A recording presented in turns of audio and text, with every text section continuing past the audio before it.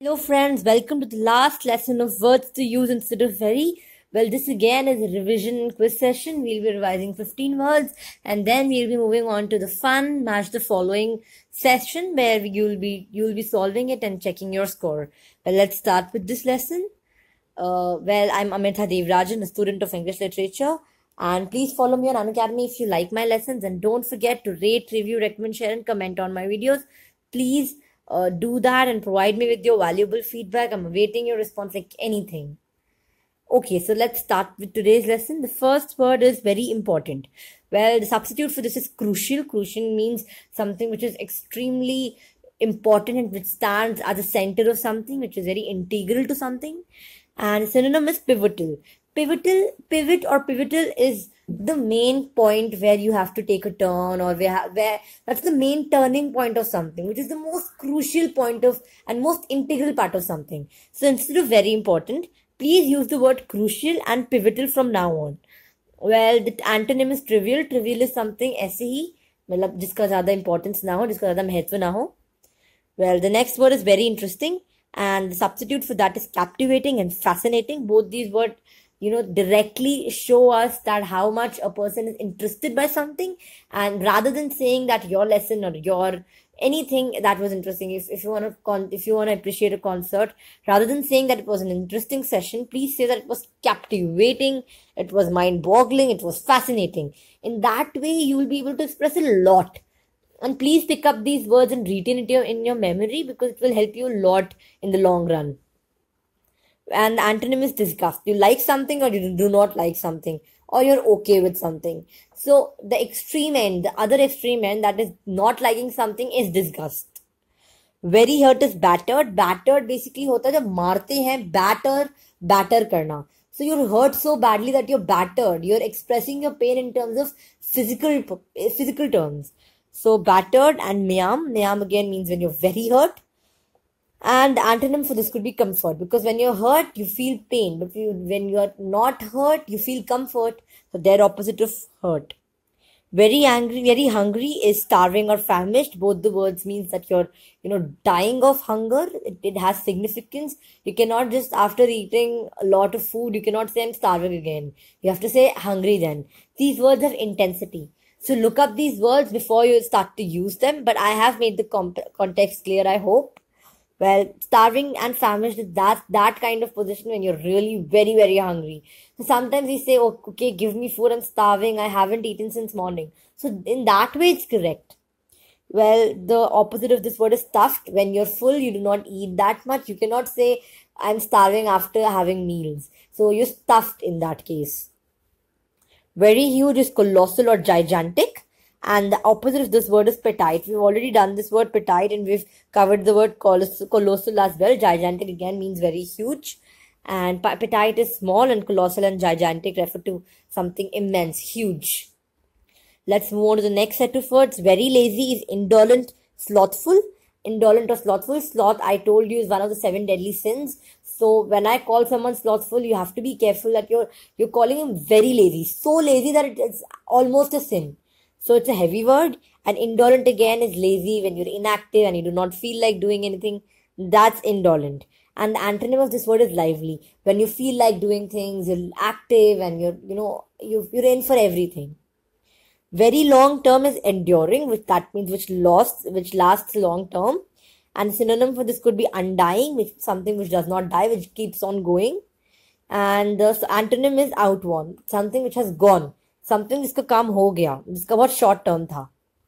Very messy is slovenly. When you mess up with a lot of things, you can say that my room is slovenly at this point. So you're trying to say that your room is messy. And synonym for this is unkempt, not unkept, it's unkempt. And the antonym is smart. Well, smart because you have maintained everything smartly. You maintaining everything in neat manner. You can also use the word neat or spotless or clean, anything of that sort. Your messy can also be used in some other context. For example, my life is all messed up. My life is slovenly. My hairstyle is slovenly. So even in that case, it can be used. So in that case, smart comes into picture. Very necessary, instead of saying very necessary again and again, use the word essential. Essentially basically means very necessary. It has a very basic meaning. So stop saying very necessary, say essential. And essential basically means something integral, something which could not be, extracted out, something which is very important to whatever is associated with it. And the antonym is dispensable. Moving on, dispensable is something which is useless and not that necessary. Very nervous, you can use the word apprehensive. Apprehensive again means you're so nervous that you're shivering. So that's apprehensive. And a synonym for this could be conscious, because when you're nervous, you're always conscious of how you're walking, how you're talking, how you're looking. So that is how consciousness and nervousness is linked.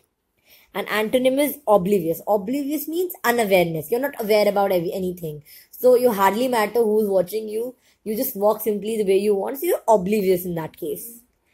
So last set of words, very loose is slack. And slack basically means loose, and it's not just used in terms of not the clothes which are not fitting, but also you can call a person slack.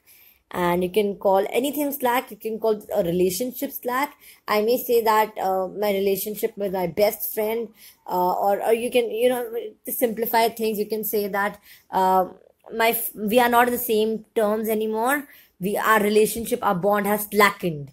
So here I try to say that, the bond has been slackened. It can also be used in other contexts. For example, many contexts. For example, the clothes have slackened. They are not fitting me. Or you can say your mind has your mind slackened. Has your mind gone loose? So, it's used in many contexts. And it's also used in the context that you're not paying much attention. Your character is a little loose. Character ढीला है वाली चीज, when you're not paying heed to certain things and you're not paying attention to things which need attention.